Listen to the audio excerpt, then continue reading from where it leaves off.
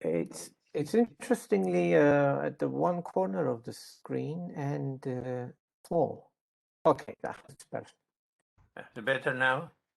Well, Spain is a Mediterranean and Atlantic country with long mountain ranges. So we have Atlantic climate similar to other areas of Europe, from Norway, Britain, France, and at the same time, and to the south, we have Mediterranean climates similar to those of Cyprus and Greece and Italy and part of France. And really to the east, we have some semi-desertic. So as the climate is so varied, we have different vegetation types and exploitation. High in the mountains, we preserve natural vegetation, plus tree plantations, cattle, agricultural is little, but there is a growing tourism. Historic transformation of our landscapes included medieval times with small scale exploitation, which went on in pre-industrial times, and now is composed of large towns, advanced agriculture, little bit of nature, and some cattle.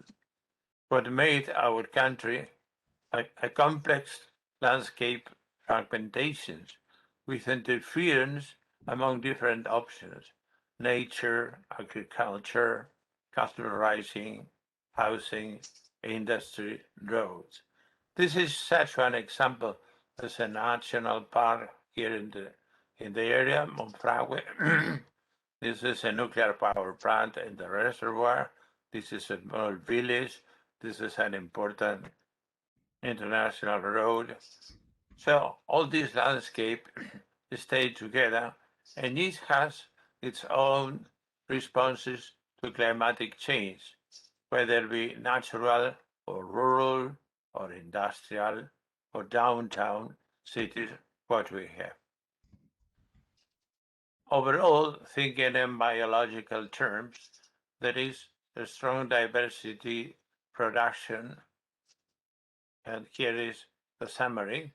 A shifting cultivation, the old one had retained a high diversity in the species, but a single field, more advanced agriculture takes in, diversity drops, and in intensive cereal production or in orchards, we have a very simplified biological diversity and poor ecosystems.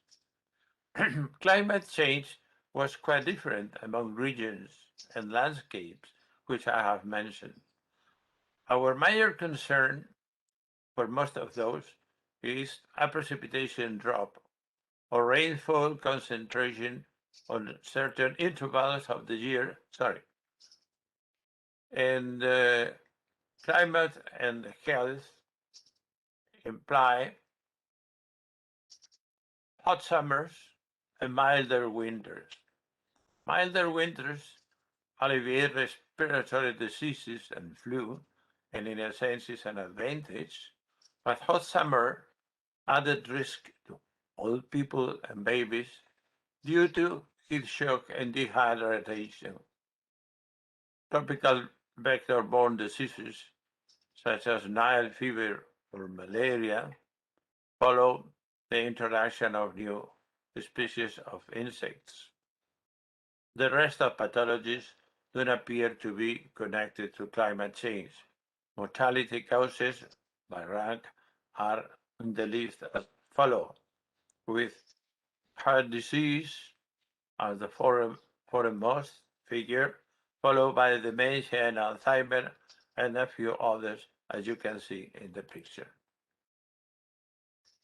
What has happened with the climatic change is the development of a natural conscience, I would say a natural ethics, an interest for conservation, species protection, with interest on policies, growing visits to national park and protected spaces, and curiously, the sports in the field, be it mountains, beaches, rivers, sailing in the seas, growing home pet numbers, including not just dogs and cats, but also snakes, insects, spiders, and a lot of fish. And demand for accommodation in small villages, castles, monasteries for holidays.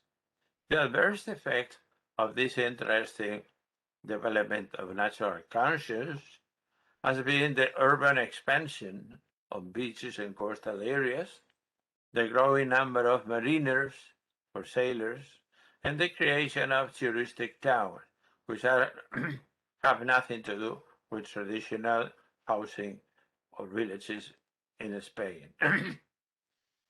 COVID-19 was very damaging until vaccination started in 2021 with a high incidence on aged people. Other than that, home confinement implied no schools, not outing.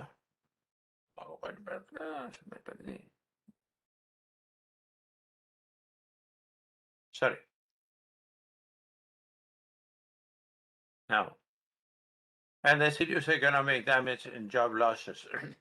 After vaccination in this year, only a slow economic and job recovery was taking place, feeling that it is the case of a world problem and that it needs global solutions. There is a growing interest for accommodation and housing with gardens was isolated in the field because propaganda and advice has been pointing out to the advantages of living close to nature, the value of biodiversity and natural areas.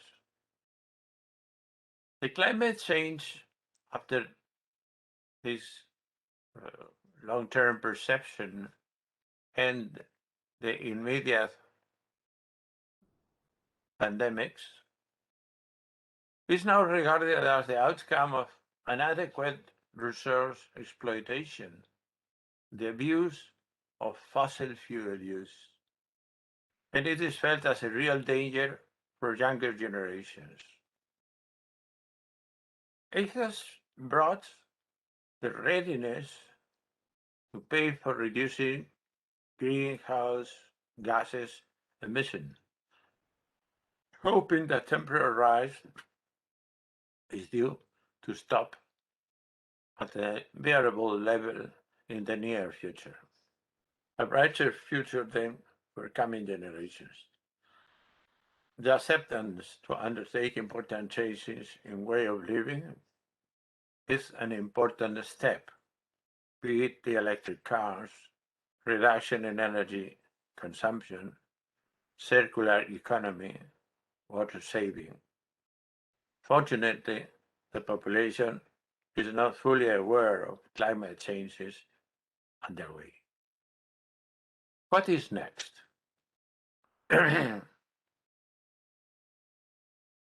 Perhaps a deep acknowledgement that we are living on a single earth, which is the common resource for the whole of mankind.